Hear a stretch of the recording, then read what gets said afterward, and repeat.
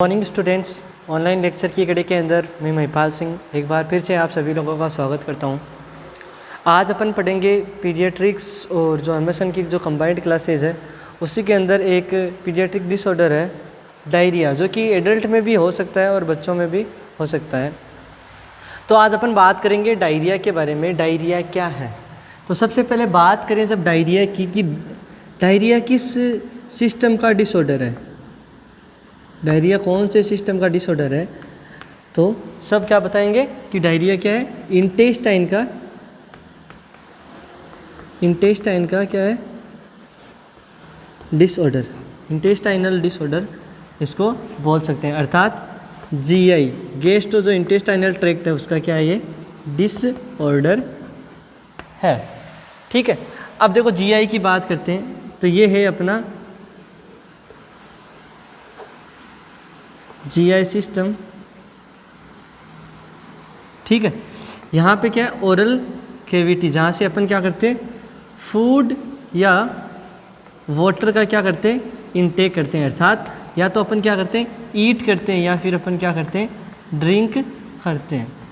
ठीक है, तो अपन जब डायरिया के बारे में पढ़ेंगे कि डायरिया क्या है, जीआई डिसऑर्डर है, तो सबसे पहले अपन इस जीआई के बारे में बात करते हैं कि यहाँ पे कैसे डायरिया होता है। तो यहाँ पे जैसे अपन ने ओरल कैविटी से फूड इंटेक किया, अर्थात अपन ने ईट किया और वाटर लिया, मतलब ड्रिंक किया, तो ये ओरल कैविटी से ईसोफेगस में होता हुआ यहाँ तक स्टोमक में पहुँचता है। स्टोमक में फूड क्या होता है? मिक्स होता है। यहाँ पे फूड क्या होता है? मिक्स होता है। यहाँ की पीएच क्या होती है? HCl की वजह से कैसी होती है? एसिडिक होती है। ठीक है, और यहाँ पे फूड क्या होता है? मिक्स होता है। फिर यहाँ से फूड जाता है इंटेस्टाइन के अंदर। इंटेस्टाइन में क्या होता है? अगर ड्यूडेनम पार्ट को छोड़ दिया जाए तो इंटेस्टाइन में फूड का क्या होता है? एब्जॉर्प्शन होता है।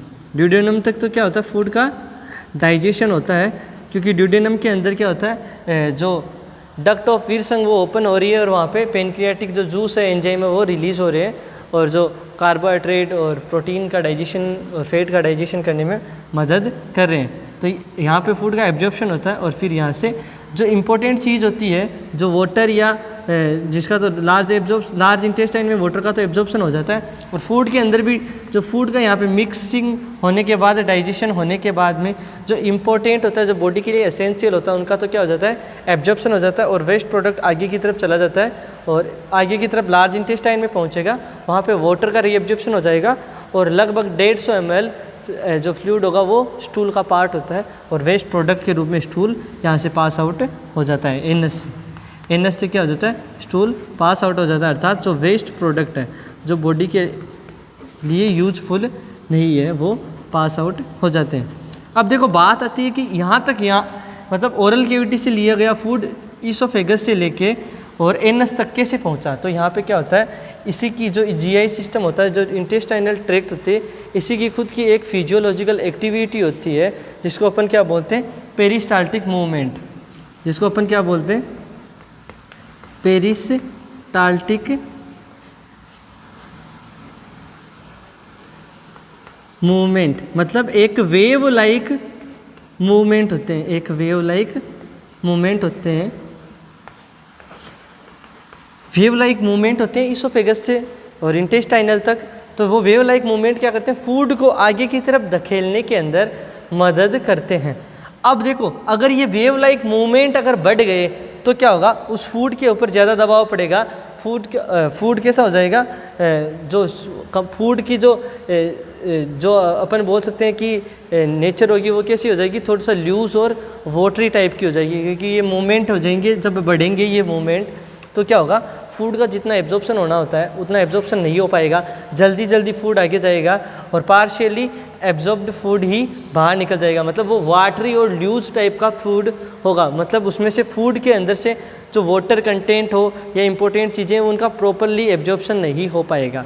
तो अपन बोल सकते हैं कि डायरिया किस वजह से होता है कि जब भी इंटेस्टाइन के अंदर क्या हो, ये जो पेरिस्टाल्टिक या वेव लाइक जो मूवमेंट है, जो फूड को आगे धकेलने में मदद कर रहे हैं, उसकी वजह से क्या हो रहा है? इनकी मूवमेंट के बढ़ने की वजह से क्या होता है? डायरिया जैसी कंडीशन आपको देखने को मिलती है, पहली बात।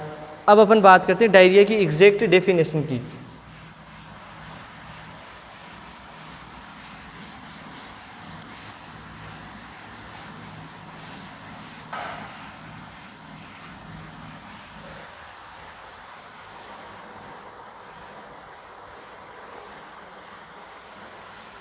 तो देखो डायरिया की एग्जैक्ट डेफिनेशन क्या होती है, अपन बोल सकते हैं पहले, इट इज़ एन, ये क्या है, it is an intestinal disorder, it is an intestinal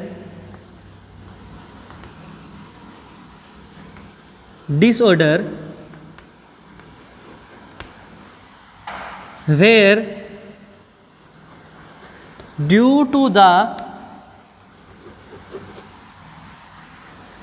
increase the mortality,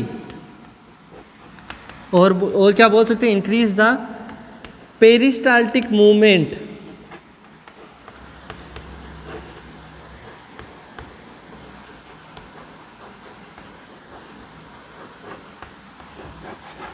of increase the mortality or peristaltic movement of intestine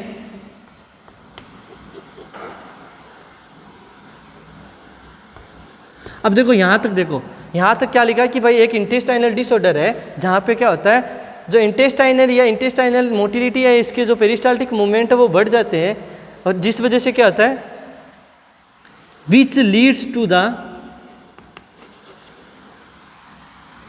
more frequent, मतलब जो नॉर्मल है उससे ज़्यादा, which leads to the more frequent passing of stool, ठीक है, मतलब जो normal जो स्टूल पास आउट करता है कोई बंदा, तो उससे ज़्यादा फ्रीक्वेंसी, मतलब एक बार करता है, 2 बार करता है, लेकिन यहाँ पे क्या बोल सकते हैं अपन डायरिया में, more than 3 times a day, more than 3 times a day according to WHO, ठीक है। तो अपन ने ब्रैकेट में लिख दिया more than 3 times a day according to WHO, कि WHO ने बताया कि दिन में अगर 3 बार से ज़्यादा बार स्टूल पास आउट करता है तो वो एक प्रॉब्लम है जिसको अपन डायरिया बोलते हैं। और नेचर की बात करेंगे, अभी तक बोला कि इंटेस्टाइनल डिसऑर्डर है जहाँ पे क्या होता है, इंटेस्टाइनल जो मोर्टालिटी या पेरिस्टाल्टिक मूवमेंट है वो बढ़ जाते हैं, जिस वजह से क्या होता है, बंदा है जो जिसमें ये प्रॉब्लम हो रही है वो 3 टाइम से ज़्यादा बार स्टूल को पास आउट करेगा, और वो कैसा होगा, देट इज लूज और वाटरी स्टूल, और वो स्टूल कैसा होगा, लूज और वाटरी। तो अपन क्या बोल सकते हैं कि ये डेफिनेशन हो सकती है डायरिया की, कि ये एक इंटेस्टाइनल डिसऑर्डर है in which the affected person suffered person pass more frequent stool more than 3 times a day, that is loose और वाटरी, वो जो स्टूल होगा वो लूज होगा, वाटरी होगा, और वह बंदा 3 बार से ज़्यादा बार स्टूल को पास आउट करेगा। तो ये कह सकते हैं कि ये होगी डायरिया की एक्चुअल डेफिनेशन।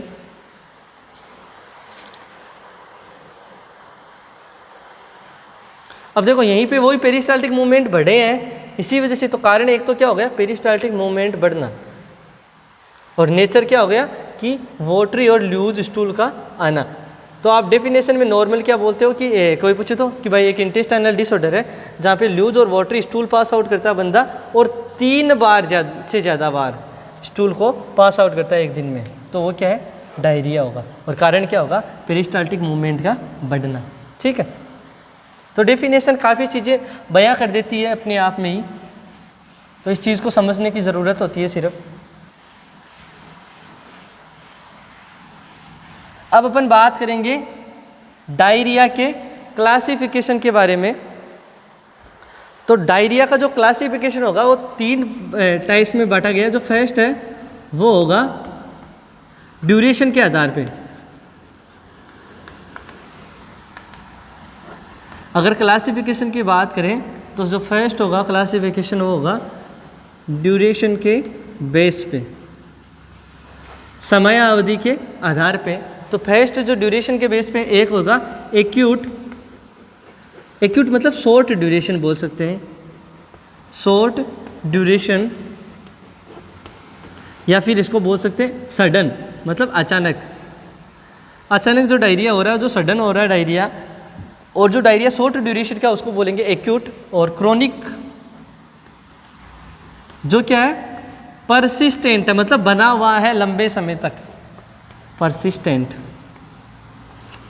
तो देखो शॉर्ट ड्यूरेशन वाला होता है वो होता है लेस देन 14 डेज, जो 14 दिन तक या 2 वीक्स तक, या 2 वीक्स तक, मतलब टिल 2 वीक्स, तो 2 वीक तक जो डायरिया हो रहा है, और या 14 दिन तक जो डायरिया हो रहा है वो तो क्या है एक्यूट है।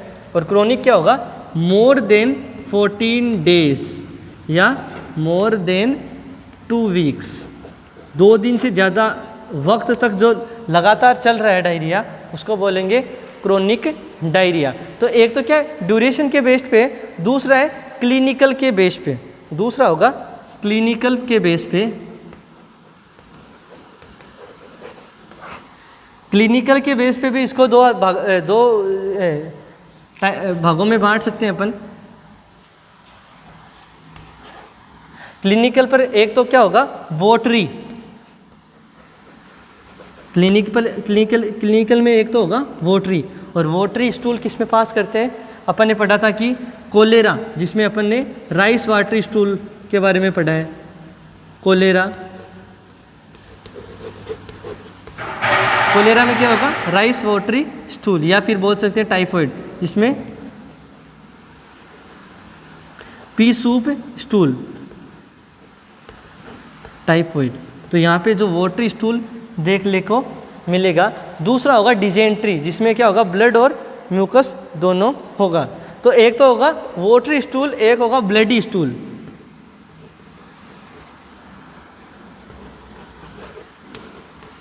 क्लिनिकल में 2 भागों में बांटा, एक वोटरी एक ब्लडी। वोटरी के अंदर होगा कोलेरा और टाइफाइड, की कोलेरा में भी वोटरी स्टूल होता है जो राइस वोटरी होता है, और टाइफाइड में भी पी सूप स्टूल देखने को मिलता है। तो ये वोटरी स्टूल है नेचर में।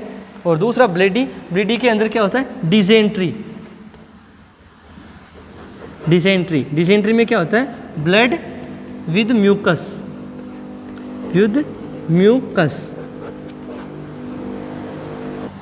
तो क्लिनिकल में 2 टाइप है, एक है वोटरी और एक है ब्लीडी। वोटरी के अंदर होगा जैसे कोलेरा और टाइफाइड, और ब्लीडी के अंदर क्या होगा डिजेंट्री। जैसे अपन ने 2 और चीज़ें पढ़ी है, एक तो पढ़ा था मेलेना, एक पढ़ा था हीमेटोचेजिया। लेकिन वो स्टूल क्या होता है, ये तो क्या होता है लूज और वोटरी स्टूल होता है, वो लूज और वोटरी स्टूल नहीं होता।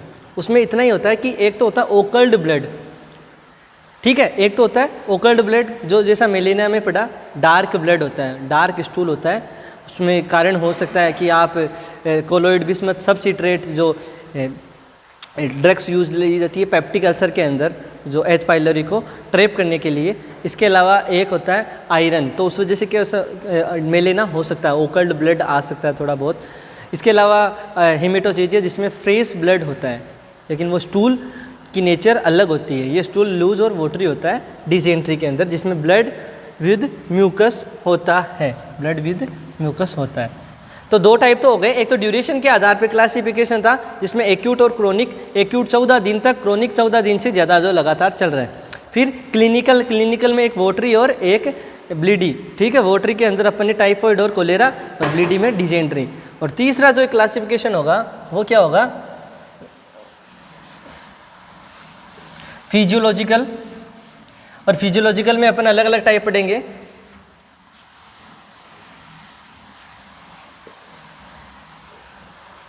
तीसरा होगा फिजियोलॉजिकली आधार पे, on the basis of physiology.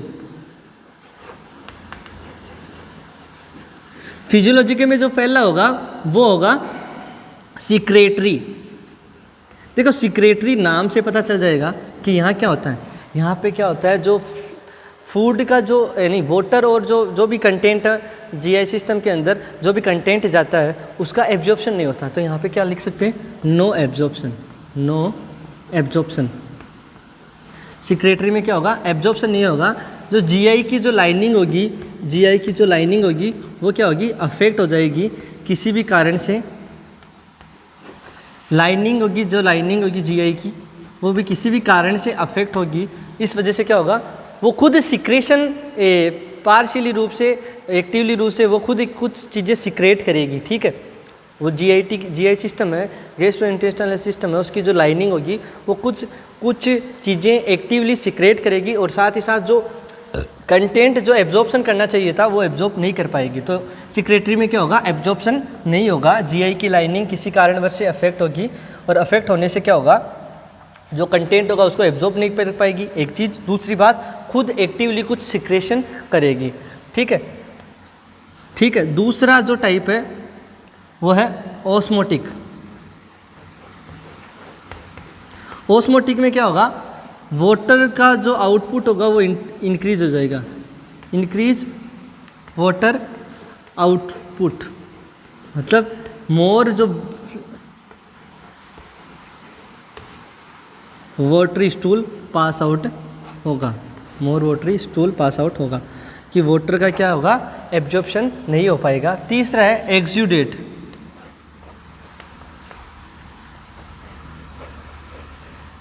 Exudate में क्या होगा, ब्लड होगा और म्यूकस होगा। देखो अब यहाँ पे पहुँच गए तो यहाँ पे बात करता हूँ एक्सुडेट में क्या होता है। या तो हो सकता है कोई भी बाउल इरिगेशन की वजह से सब प्रॉब्लम हो सकती है। बाउल इरिगेशन से क्या होगा, एक चीज़, बाउल इरिगेशन जब भी होगा तो पेरिस्टाल्टिक मूवमेंट बढ़ेगा। ठीक है।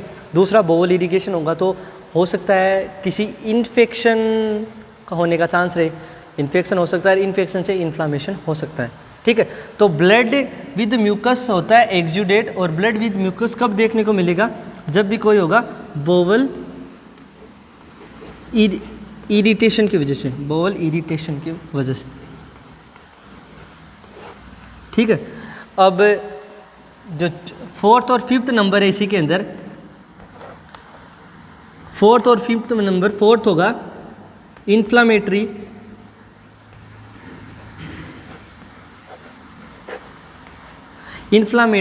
फोर्थ नंबर क्या होगा, इन्फ्लामेटरी होगा, और फिफ्थ नंबर होगा मोटिलिटी। अब देखो ये दोनों चीज़ें समझो, इन्फ्लामेशन और मोटिलिटी। देखो जब कभी भी इन्फ्लामेशन होगा तो इन्फ्लामेशन का कारण क्या होगा, इन्फेक्शन। ठीक है। अब इन्फेक्शन की वजह से इन्फ्लामेशन होगा, और जब कभी भी जैसे इन्फ्लामेटरी बाउल सिंड्रोम है, IBS, इन्फ्लामेटरी बाउल सिंड्रोम मतलब किसी इन्फेक्शन की वजह से इन्फ्लामेशन हो गया इंटेस्टाइनल लाइनिंग का, लाइनिंग ने क्या किया, इन्फेक्शन की वजह से इरिटेशन हुआ, इरिटेशन से क्या हुआ, पेरिस्टाल्टिक मूवमेंट बढ़ गई, मतलब मोटिलिटी इंक्रीज हो गई।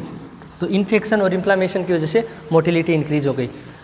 और जब इन्फेक्शन और इन्फ्लामेशन होगा तो इन्फ्लामेशन की वजह से क्या होगा, इन्फ्लामेटरी उसको bowel syndrome, inflammatory bowel syndrome की वजह से इन्फ्लामेशन होगा जो लाइनिंग का, और लाइनिंग का इन्फ्लामेशन होगा तो इन्फ्लामेटरी कारण बता सकते हैं। और मोटिलिटी इंक्रीज होना मतलब किसी भी कारणवश, जैसे इन्फ्लामेटरी बाउल सिंड्रोम है जिससे इन्फेक्शन हुआ, इन्फेक्शन से फिर इन्फ्लामेशन हुआ, और इन्फ्लामेशन से इरिटेशन हुआ, और इरिटेशन से इन्फ्लामेशन हुआ, और इन्फ्लामेशन से क्या हो गया, फिर जो मोटिलिटी बढ़ गई। इसके अलावा जब हाइपरथायरॉयडिज्म होगा, हाइपरथायरॉयडिज्म जो प्रीवियस लेक्चर है उसके अंदर पढ़ लेना, हाइपरथायरॉयडिज्म में क्या होगा, BMR बढ़ेगी। BMR के लिए क्या होगा, ग्लूकोज का इंटेक बढ़े, ग्लूकोज का जो बॉडी के अंदर यूज होगा, यूटिलाइजेशन वो बढ़ेगा, और यहाँ पे क्या होगा, बाउल मूवमेंट भी बढ़ जाएंगे।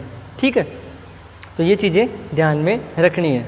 तो अलग अलग फिजियोलॉजी के आधार पर एक सिक्रेटरी जहाँ पे खुद लाइनिंग सिक्रेशन करेगी, साथ ही साथ कुछ एब्जॉर्प्शन नहीं करेगी। ऑस्मोटिक में क्या होगा, वाटर का आउटपुट ज़्यादा बढ़ जाएगा। एक्सुडेट में ब्लड विद म्यूकस होगा। इन्फ्लामेशन में, इन्फ्लामेटरी में कोई भी प्रकार का इन्फ्लामेशन है, लाइक इन्फ्लामेटरी बाउल सिंड्रोम है, उसकी वजह से इरिटेशन होगा, इन्फेक्शन होगा, इन्फेक्शन से इरिटेशन होगा, इरिटेशन से इन्फ्लामेशन होगा, और इन्फ्लामेशन से अपने आप मोटिलिटी बढ़ जाएगी। ठीक है। अब देखो एक सिंपल सी चीज़ बताता हूँ, बच्चों के अंदर जब सबसे ज़्यादा इसके होने के चांस रहते हैं 1 से 5 साल तक के बच्चे, और मोस्टली जो टोडलर होते हैं 1 से 3 साल तक के बच्चे, उनमें डेथ का सबसे बड़ा कोज क्या होता है, डायरिया होता है। न्यूबॉर्न जो नया बच्चा पैदा हुआ है उसके अंदर जो प्रीमेच्योरिटी होती है वो डेथ का कारण होता है। उसके बाद में रेस्पिरेटरी प्रॉब्लम हो सकती है, लाइक एज न्यूमोनिया हो सकता है, और फिर डायरिया, थर्ड वन। तो डायरिया क्या है, 1 से इंसिडेंस की बात करें तो डायरिया होता है most common cause of death. क्या होता है, most common cause of death, cause of death, most common cause of death between 1 to 5 year, 1 से जो 5 साल तक के जो बच्चे हैं, चिल्ड्रन, उनके अंदर डेथ का सबसे बड़ा कारण रहता है डायरिया। ठीक है, डेथ का सबसे बड़ा कारण डायरिया होता है। और उनमें भी कौन होता है, टोडलर में ज़्यादा चांस रहते हैं। टोडलर 1 to 3 ईयर्स के जो बच्चे हैं,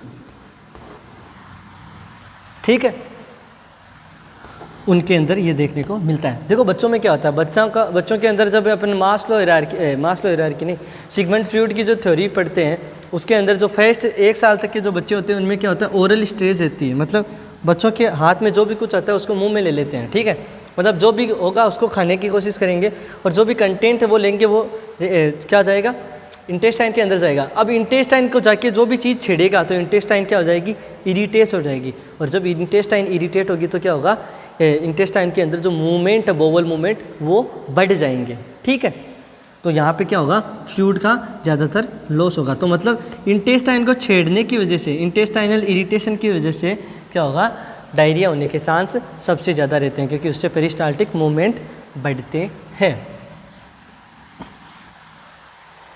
इसके बाद में अपन बात करेंगे जो इसके कोजेज है उसके बारे में। तो कोजेज में देखो, इसका कोज हो सकता है वायरल, इसका कोज हो सकता है बैक्टीरियल, इसका कोज हो सकता है प्रोटोजोअल। तो प्रोटोजोअल कोज में तो होता है अमीबियासिस, एंट अमीबा स्टोलिटिका की वजह से, एंट अमीबा स्टोलिटिका की वजह से क्या हो सकता है, डायरिया हो सकता है। बैक्टीरिया के अंदर अपन ने पढ़ा एस टाइपी साल्मोनेला टाइफी, क्या कोज कर रहा है, टाइफॉइड। और टाइफॉइड में स्टूल कैसा होता है, पी सूप, पी सूप मतलब खाकी ग्रीन कलर का। टाइफॉइड का कोज क्या है, साल्मोनेला टाइफी या एस टाइफी के नाम से भी उसको जान सकते हैं। ठीक है, इसके अलावा अगर बात करें तो कोलेरा, कोलेरा को कौन फैला रहा है, विब्रियो कोलेरा। तो विब्रियो कोलेरा क्या है, इसका कोज हो सकता है कोलेरा, कोलेरा का कोज है विब्रियो कोलेरा। और इसमें कैसा होता है, राइस वोटरी, स्टूल कैसा होता है, राइस वोटरी। तो कोलेरा की वजह से हो सकता है। इसके अलावा ई कोलाई, तो बैक्टीरिया के अंदर टाइफाइड हो सकता है, कोलेरा हो सकता है, ई कोलाई हो सकता है। तो ये चीज़ें आपको देखने को मिलेगा। और वायरल के अंदर जो मोस्ट कॉमन होगा, वायरल के अंदर वो कौन सा होगा, रोटा वायरस, रोटा वायरस। इसके अलावा मिजल्स हो सकता है रूबियोला वायरस की वजह से। तो इन दोनों के अंदर, इन दोनों इन्फेक्शन के अंदर, वायरल के अंदर, रोटा और मिजल्स में भी आपको डायरिया देखने को मिल सकता है। तो पॉजिटिव ऑर्गेनिज्म के अंदर बैक्टीरिया, वायरल और फंगाई हो सकता है। वायरल के अंदर रोटा वायरस और मिजल्स हो सकता है। बैक्टीरियल के अंदर टाइफाइड हो सकता है, कोलेरा हो सकता है, ई कोलाई हो सकता है, और प्रोटोजोल में एंट अमीबा स्टोलिटिका, जिसकी वजह से अमीबियासिस होता है। तो ये चीज़ें पॉजिटिव ऑर्गेनिज्म के अंदर आती है। डायरिया का खोज क्या है, तो डायरिया का खोज भी पता चल गया, डेफिनेशन पता चल गई, क्लासिफिकेशन डायरिया का बता ही दिया, एक्यूट है, क्रोनिक है, एक्जूडेट है, उसके अंदर है, इन्फ्लामेशन की वजह से वो है, वो ओस्मोलरिटी बढ़ने की वजह से है। तो सब चीज़ें अपन ने डिस्कस की है। इसके अलावा और जो कोज है उसके अंदर देखते हैं अपन, अदर जो कोजेज है उसके अंदर देखो, अभी अपन ने बात की थी हाइपर थायरॉयडिज्म की, हाइपर थायरॉयडिज्म, जहाँ पे क्या होता है बीएमआर बढ़ती है, और बीएमआर बढ़ने से क्या होगा, इंटेस्टाइनल की मूवमेंट भी बढ़ेंगे। इसके अलावा अपन ने जीईआरडी के अंदर कोलिनर्जिक ड्रग पढ़ी थी, कोलिनर्जिक ड्रग बेथनेकोल। तो कोलिनर्जिक ड्रग क्या करती है, पूरी बॉडी को स्लो करती है और डाइजेस्टिव सिस्टम को फास्ट अप करती है। इसके अलावा स्पिंक्चर को ओपन करती है और एन्यूरिसिस स्पिंक्चर को क्या करती है, दबाव डाल के ओपन करती है। तो बेड बीडिंग हो सकता है वहाँ पे, कोलिनर्जिक ड्रग्स भी इसका कोज हो सकता है। इसके अलावा यहाँ पे हो सकता है जिंक की डिफिशियंसी,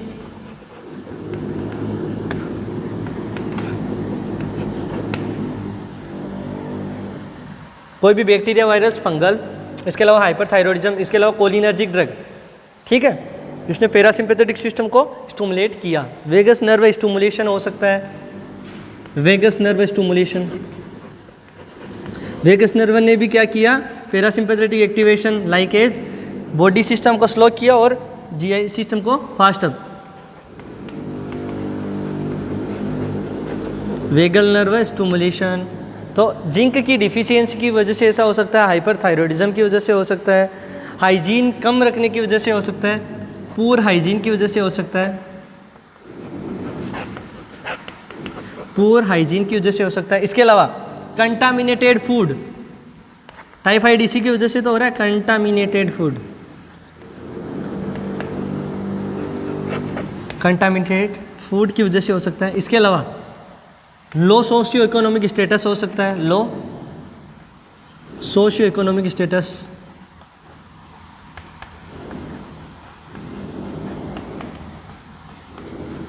इसके अलावा इसका कोज हो सकता है ओपन डेफिकेशन, बाहर की तरफ शौच करना, ओपन डेफिकेशन, बाहर शौच करना। तो low socio economic condition, poor hygiene, contaminated food and water, vagal nerve stimulation, zinc की कमी होना, कोलिनर्जिक ड्रग्स का यूज करना, मतलब पैरासिम्पैथेटिक स्टिमुलेशन होना, और हाइपरथायरॉयडिज्म। इसके अलावा भी और भी कोज हो सकते हैं इसके, जिसके अंदर होता है inflammatory bowel syndrome, inflammatory bowel syndrome.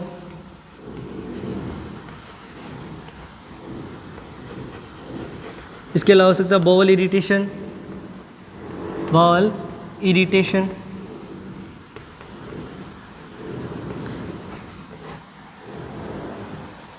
ठीक है, ये कोज इसके हो सकते हैं।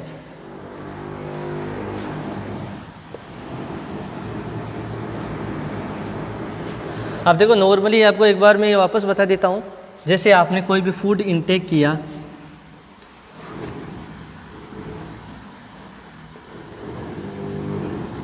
कोई भी फूड इनटेक किया, इनटेक यहाँ पे करने के बाद में यहाँ पे क्या हुआ, उस फूड ने क्या किया, इरिटेशन किया, फूड ने यहाँ के इरिटेशन किया।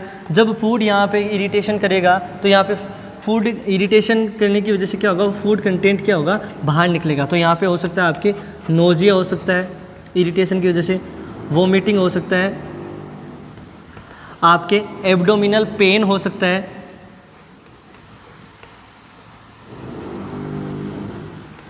पेन हो सकता है।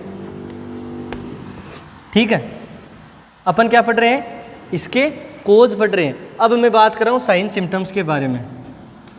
ये तो तक है इसके कोज थे। अब देखो साइन सिम्टम्स क्या क्या होते हैं। जब भी फूड कंटेंट इंटेक किया तो इरिटेशन हुआ अगर स्टोमक के अंदर, तो स्टोमक से क्या हुआ, नोजिया हुआ, वोमिटिंग हुआ, एब्डोमिनल पेन हुआ। फिर फूड कंटेंट आगे गया, यहीं पे भी वो इरिटेशन करेगा, इरिटेशन करेगा तो क्या हो जाएगा, बोवल साउंड आपको सुनाई देंगे, बोवल साउंड अपीयर होंगे। साथ ही साथ जो पेरिस्टाल्टिक मूवमेंट है वो बढ़ेंगे,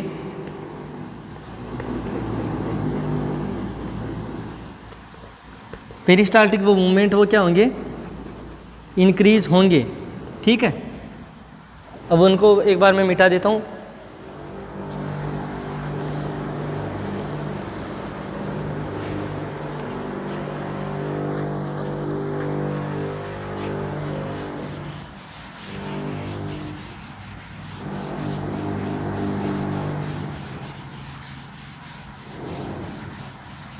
ठीक है, पेरिस्टाल्टिक मूवमेंट बढ़े तो क्या हुआ, फूड का एब्जॉर्प्शन नहीं हो पाएगा।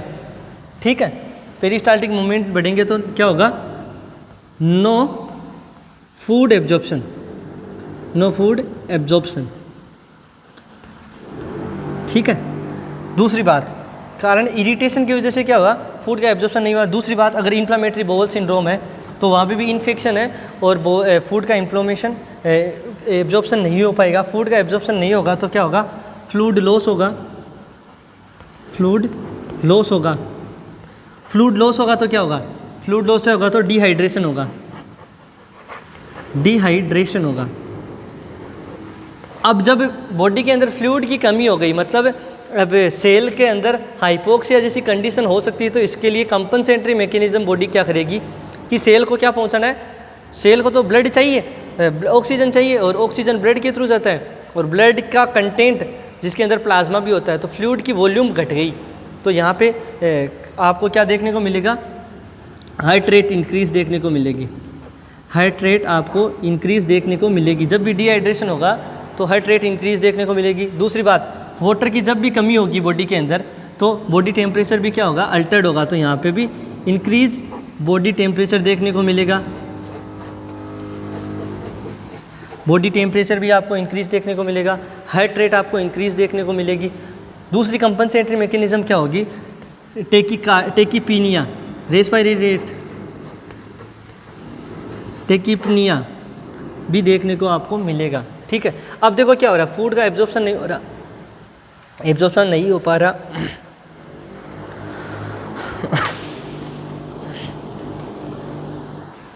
फूड का एब्जॉर्प्शन नहीं हो पा रहा, तो फूड का एब्जॉर्प्शन नहीं होगा तो क्या होगा, बॉडी को एनर्जी तो चाहिए, लेकिन एनर्जी वाला जो कंटेंट है जिसको एब्जॉर्ब करना होता है वो नहीं हो पाया, तो बॉडी के अंदर जो प्रोटीन और फैट होगा उसका भी डाइजेस्ट मतलब ब्रेकडाउन होगा, कैटाबॉलिज्म होगा, और उसके बाद में फैट का जब कैटाबॉलिज्म होता है तो कीटोन बॉडीज़ बनती है, और कीटोन बॉडीज से क्या होता है, कीटो एसिडोसिस होता है, और कूसमोल रेस्पिरेशन देखने को मिलेगा। तो आपको यहाँ पे कूसमोल रेस्पिरेशन भी देखने को मिलेगा। क्या हुआ कि एनर्जी वाला कंटेंट कम हो गया, तो बॉडी में एक लिथार्जी भी देखने को मिलेगा, लिथार्जी या वीकनेस बोल सकते हैं अपन। इसके अलावा फ्लूइड की जब कमी होगी तो स्किन टर्गर डिक्रीज हो जाएगा, स्किन टर्गर वो क्या हो जाएगा, डिक्रीज हो जाएगा। फोंटानल क्या हो जाएंगे, सप्रेस हो जाएंगे, सप्रेस हो जाएंगे, फोंटानल्स क्या हो जाएंगे, सप्रेस हो जाएंगे। फोंटानल सप्रेस, स्क्रीन टर्गर डिक्रीज। इसके अलावा आई सनकन हो जाएगी, बच्चे के अंदर है sunken eyes, fontanelle sunken eyes. Heart rate increase, respiratory rate increase. इसके अलावा फ्लूइड की कमी है तो बीपी भी डिक्रीज होगी, decrease blood pressure, blood pressure भी क्या हो जाएगा, डिक्रीज हो जाएगा। ठीक है, तो ये सारे सिम्टम्स हैं। अब देखो क्या हो रहा है, बॉडी से फ्लूइड इरिटेशन वगैरह जो भी कारण है उनकी वजह से बाहर निकल गया, फ्लूइड की कमी हो गई। अब देखो क्या हो रहा है, अगर स्टोमक की पीएच होती है एसिडिक और पीएच होती है लेस देन 2 पीएच होती है, और जबकि इंटेस्टाइन की पीएच होती है बेसिक, तो इंटेस्टाइन से फ्लूइड बाहर निकलेगा, साथ साथ ये बेस भी बाहर निकलेगा, साथ साथ इसमें इंटेस्टाइन की जो लेयर है वो पोटेशियम का भी प्रोडक्शन करती है, थोड़ा रिलीज़ करती है, सॉरी पोटेशियम जेजुनम ड्यूडेनम वगैरह। तो पोटेशियम लॉस होगा तो आपको देखने को मिलेगा हाइपोकेलीमिया। इसके अलावा वाटर का सबसे बेस्ट फ्रेंड कौन होता है, सोडियम होता है, और वाटर जब बॉडी से लॉस होगा तो सोडियम भी जाएगा, तो आपको देखने को मिलेगा हाइपोनेट्रीमिया,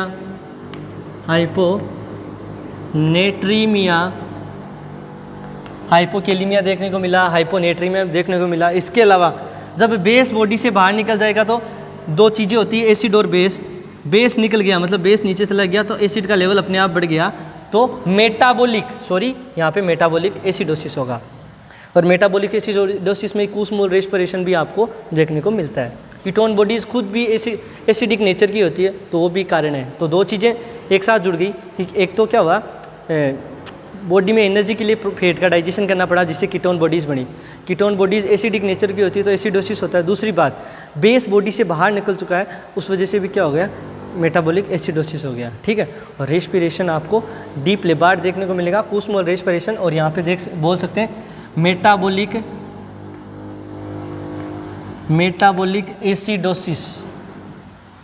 एसिडोसिस भी आपको देखने को मिलेगा। तो इतने सारे सिम्टम्स आपको देखने को मिलेंगे। लास्ट में जाके अगर फ्लूइड की और कमी हो गई है ना, फ्लूइड लॉस, तो यहाँ पे आपको शॉक भी देखने को मिल सकता है, और शॉक के अंदर आपको हाइपोक्सिया भी देखने को मिल सकता है। पल्स प्रेशर की आपने बात की थी, वो भी डिक्रीज़ होने का देखने को मिल सकता है। तो ये सब चीज़ें आपको देखने को मिलेगी, इतने सारे सिम्टम्स को रिलेटेड करके पढ़ोगे तो काफ़ी अच्छी तरीके से आप इस चीज़ों को समझ सकते हो। ठीक है, टिश्यू परफ्यूजन डिक्रीज होता है शोक में, अपन ने पढ़ा था ना। तो ये सब चीज़ें आपको मतलब मल्टी ऑर्गन फेलियर तक पहुंच जाता है। दिक्कत कहाँ थी, एक इंटेस्टाइन की दिक्कत थी, फ्लूइड की कमी हुई और मल्टी ऑर्गन फेलियर तक अपन पहुंच गए। तो अब बात करेंगे डायग्नोसिस के बारे में।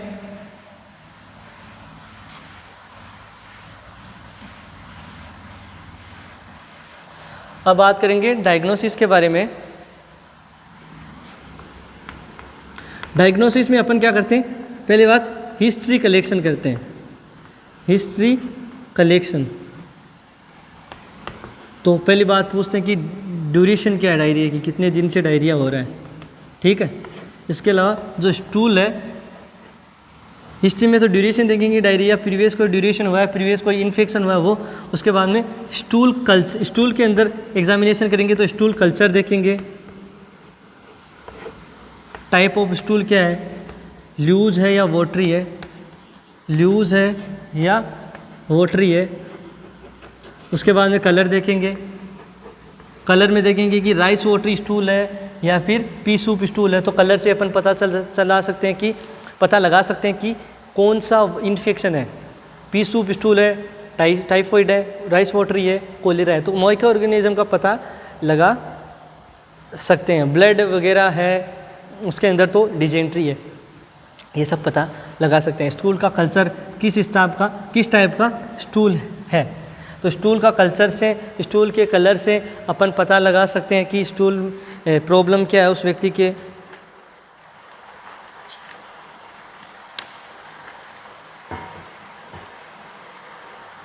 इसके अलावा अगर अपन हिस्ट्री के अंदर ही देखें तो फ्रीक्वेंसी भी देख सकते हैं।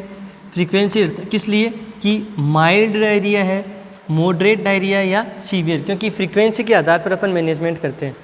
तो फ्रीक्वेंसी क्या है, कितनी बार वो स्टूल पास आउट कर रहा है, ये चीज़ें। इसके अलावा फिजिकल एग्जामिनेशन में स्किन टर्गर, फिजिकल एग्जामिनेशन में जो अपन को दिखाई दे रहा है, depressed fontanelle, depressed fontanelle, sunken eyes, skin turgor, है ना, हाइपरथर्मिया, वीक 3D और वायरी पल्स, मतलब फ्लूइड की कमी होगी तो पल्स कैसी होगी, वीक फील होगी, 3D पल्स फील होगी, या वायरी, उसको एक ही पल्स का नाम होता है, वीक 3D या वायरी पल्स। इसके अलावा वाइटल साइन जब चेक करेंगे तो आपको क्या देखने को मिलेगा, हार्ट रेट बढ़ी हुई, रेस्पिरेटरी रेट बढ़ी हुई, blood pressure decrease, temperature increase. तो ये सब सिम्टम्स आपको देखने को मिलेंगे एग्जामिनेशन में, ये सब करेंगे अपन। बोवल साउंड सुनेंगे, बोवल साउंड कैसे हैं,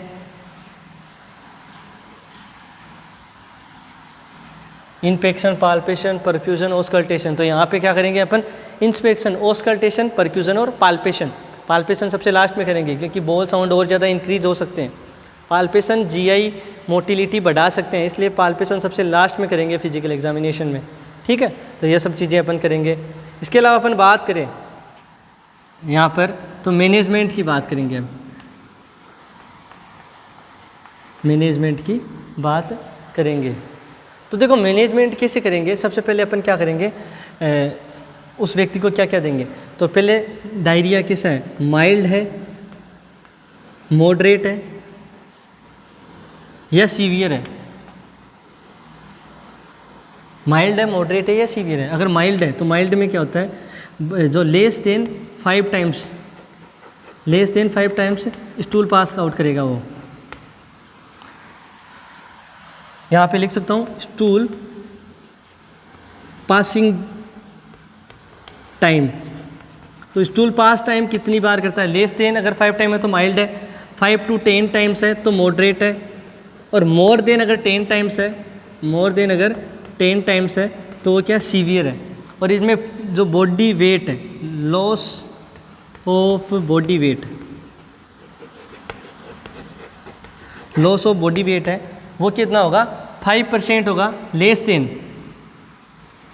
यहाँ पे क्या कर सकते हैं, लेस देन 5%, यहाँ पे 5 to 10% वेट लॉस होगा बच्चे का, और यहाँ पे मोर देन 10% वेट लॉस होगा।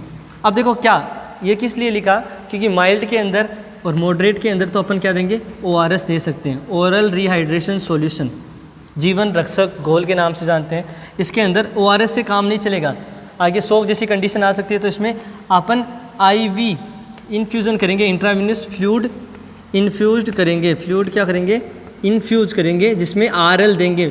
क्योंकि यहाँ पे क्या होगा, जब भी पोटेशियम की कमी होगी तो आपको क्रैम्प्स देखने को मिलेंगे, कार्डियक डिसअरिथमिया देखने को मिल सकता है, मसल्स पेन देखने को मिल सकता है। कैल्शियम की कमी होगी, क्यों, पोटेशियम की कमी होगी, पोटेशियम जो रिलीज़ हो रहा है इंटेस्टाइनल वॉल से वो उस कंटेंट के साथ ही बाहर जा रहा है, तो पोटेशियम की कमी अर्थात हाइपोकेलीमिया की वजह से आपको देखने को मिलेगा, हाइपोकेलीमिया और नेट्रीमिया दोनों होंगे वहाँ पे, कार्डियक डिसअरिथमिया, इसके अलावा मसल पेन और मसल्स क्रैम्प देखने को मिलते हैं। तो यहाँ पे उनसे प्रिवेंट करने के लिए साथ ही साथ अपन सोडियम और पोटेशियम का लेवल को मेंटेन रखने के लिए ORS और RL सॉल्यूशन देंगे।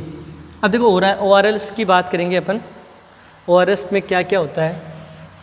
तो ORS जीवन रक्षक घोल या ओरल रिहाइड्रेशन सॉल्यूशन के नाम से जिसको जानते हैं, उसके अंदर जो ORS का जो पैकेट होता है वो लगभग 20 ग्राम के आसपास का होता है, जिसमें क्या क्या होता है, sodium chloride NaCl, potassium chloride KCl, trisodium citrate, इसके अलावा ग्लूकोज एनर्जी के लिए, इसके अलावा वाटर मिक्सिंग के लिए। सोडियम की कमी हो रही थी तो अपन सोडियम 2.6 ग्राम, पोटेशियम 1.5 ग्राम, पोटेशियम भी हाइपोकेलीमिया हो रहा था, ट्राइसोडियम सिट्रेट तो ये देंगे 2.9 ग्राम, इसके अलावा ग्लूकोज 13.5, टोटल 20.5 होगा, तो इतना ग्राम का उसका पैकेट आता है, और वाटर 1 लीटर। ये ORS का कंपोनेंट होता है 26, 15, 29, 13.5 और 1 litre. NaCl, KCl, trisodium citrate, glucose और वाटर, ये ORS का कंटेंट होता है, कंपोनेंट क्या क्या होता है। अगर ORS नहीं मिले, घर पे बनाना है, तो 1 लीटर वाटर लेंगे, इसमें 3 ग्राम नमक लेंगे NaCl, या फिर बोल सकते 3 चुटकी नमक या 3 ग्राम नमक, इसके अलावा 2 स्पून चीनी मतलब 18 ग्राम शुगर, 18 ग्राम शुगर ले सकते हैं, थोड़ी सी ज़्यादा होगी यहाँ पे, है ना। इससे अपन ORS पिला सकते हैं। अब बच्चे की एज पे डिपेंड करता है कि उसको कितना अमाउंट देना है, कितना बॉडी वेट लॉस हुआ है, उस आधार पे भी दे सकते हैं। एक तो एज, एक बॉडी वेट, दोनों के आधार पे अपन उसको फ्लूइड की सप्लीमेंट देंगे। तो यहाँ पे इस हिसाब से। दूसरी बात, अब पहली बात तो अपन क्या करें, सिम्टोमेटिक ट्रीटमेंट करें कि फ्लूइड की कमी नहीं आए। अब अपन क्या करेंगे, डेफिनेटिव ट्रीटमेंट, मतलब कारण क्या है, पेरिस्टाल्टिक मूवमेंट बढ़ा, अगर कोई कोलिनर्जिक ड्रग की वजह से बढ़ा तो उसको स्टॉप कर दिया, कोलिनर्जिक ड्रग थी तो स्टॉप कर दिया, स्टॉप कोलिनर्जिक ड्रग। इसके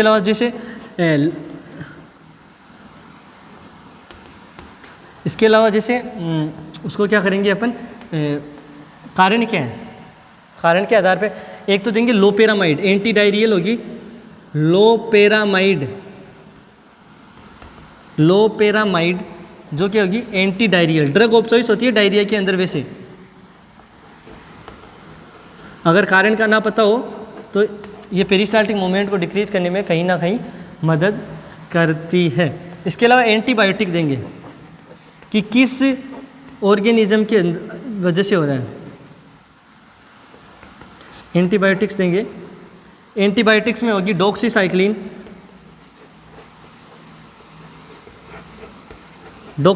दे सकते हैं अपन, मेट्रोनिडाजोल दे सकते हैं,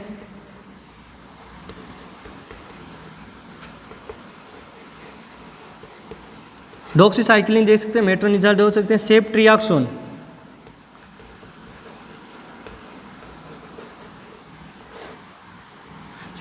दे सकते हैं, डॉक्सीसाइक्लिन दे सकते हैं, मेट्रोनिडाजोल सकते हैं। अब टाइफॉइड हो, जैसे अलग अलग बीमारी के हिसाब से अपन मेडिसिन देते हैं। टाइफॉइड होता है तो टाइफॉइड में अपन सेफेक्सिम देते हैं, टाइफॉइड होता है तब अपन क्या देते हैं, ये सेफेक्सिम देते हैं। टाइफॉइड में क्या करते हैं, सेफेक्सिम। डॉक्सीसाइक्लिन किस में देते हैं, कोलेरा के अंदर। कोलेरा की ड्रग ऑफ चॉइस होती है डॉक्सीसाइक्लिन, टाइफॉइड की ड्रग ऑफ चॉइस होती है, टाइफॉइड की ड्रग ऑफ चॉइस क्या होती है? सेफ्ट्रियाक्सोन होती है। इसके अलावा जो डिजेंट्री वगैरह है उसके अंदर अपन क्या दे सकते हैं? मेट्रोनिडाजोल दे सकते हैं। डिजेंट्री हो उसमें मेट्रोनिडाजोल दे सकते हैं, और अगर प्रोटोजोल इन्फेक्शन हो, एंट अमीबा हिस्टोलिटिका हो या फिर डिजेंट्री हो, दोनों कंडीशन में अपन क्या दे सकते हैं? अमीबियासिस लिख सकता हूँ यहाँ पे, या फिर डिजेंट्री भी बता सकता हूँ कि डिजेंट्री या अमीबियासिस हो तो यहाँ पे मेट्रोनिडाजोल। तो प्रोटोजोवल है, एंटी प्रोटोजोवल बोल सकते हैं। मेट्रोनिडाजोल प्रोटोजोवल इन्फेक्शन में दे सकते हैं। कोलेरा, सी के बाद में डी आता है तो डॉक्सीसाइक्लिन याद रखना, कोलेरा में डॉक्सीसाइक्लिन और सेफ्ट्रियाक्सोन आपको याद में रखना होगा, ठीक है। तो ये याद रखना, एक चीज़ से दूसरी चीज़ मैच नहीं करेगी, दो लड़कों के बीच में उतनी अच्छी नहीं बनेगी जो लड़के और लड़की के बीच में बनेगी। तो आप इसे याद रखना, सी से सी मैच नहीं खाएगा, ठीक है। ये दोनों के बीच में रिपल्सन होगा, तो सी के बाद में आता है डी, तो सी डी के साथ जुड़ेगा, तो कोलेरा में डॉक्सीसाइक्लिन देंगे और टाइफॉइड में सेफ्ट्रियाक्सोन अपन प्रोवाइड करेंगे। तो ये ट्रीटमेंट होगा, लाइन ऑफ ट्रीटमेंट डायरिया का। तो इसी के साथ अपना ये टॉपिक कंप्लीट होता है। Thank you students.